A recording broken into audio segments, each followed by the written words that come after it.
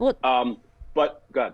no, I was going to say, don't you feel that's part of it? It's like this bombshell fatigue from both just all of us in the general public, even the media. I mean, I don't know which story you think of the last several days is the most significant, but all of them are bombshells. I just feel like we're getting shell shocked and normalized to all this. Like, oh, he destroyed documents. Oh, some of them were at Mar-a-Lago. Oh, he ordered 3 different departments to seize the voting machines. Oh, I mean, it's just there is so much illegality every day uncovered that it just And becomes. oh, and Donald Trump admitted in writing that he wanted Pence to overturn the election. And oh, by the way, Pence just finally, he didn't grow a whole spine, but he sprouted one vertebrae when he stood up and said Donald Trump is wrong and nothing is more un-American than what he just said.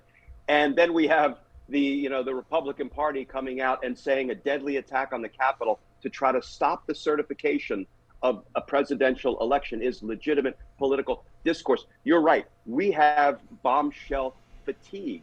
And all the media does is chase each story each day. The media, so I'm borrowing a phrase, I wish I could give it attribution. Somebody said, mainstream media is just, they're stenographers of current events. They look at something and then they say it. I'm not criticizing them because they are suffering under an avalanche of crime and corruption every day, the way the rest of us Yeah. are. But, there's one way to change this. There's one way to change it all. Charge the big fish.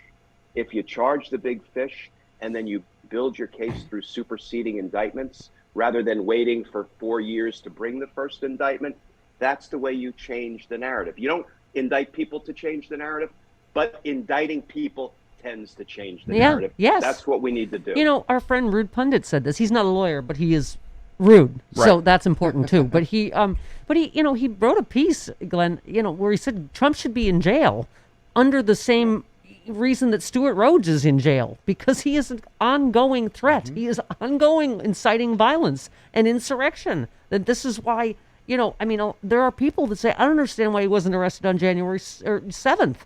It's that's to those of us. You're right. It just continues to give the idea that he didn't do anything wrong and lets the RNC say this was legitimate political discourse, what happened January 6th, and to just gaslight all of us with alternative facts about everything, the election, January 6th, right? I mean, And by declining to charge people for it, it gives it legitimacy.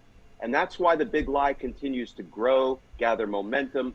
He's continuing to recruit foot soldiers for his next attack. He said so himself when he said, if I get indicted, you need to go Yeah. protest in those jurisdictions at that prosecutor's office in record numbers. Steph, that's exactly what he said on January 6th.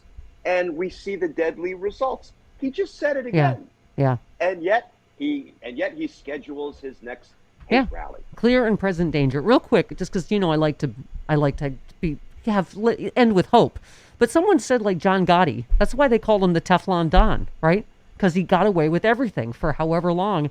And then they say when it happened all at once. And I don't. Some- I don't know what you're. Sometimes justice takes forever, and then it comes all at once. I believe to my core, Steph, it will come. It will come later than any of us would like, but it will come. Yeah. I cannot conceive of my Department of Justice, my professional home for nearly a quarter of a century, turning a blind eye to all of Trump's crimes. At the end of the day, he's gonna get got.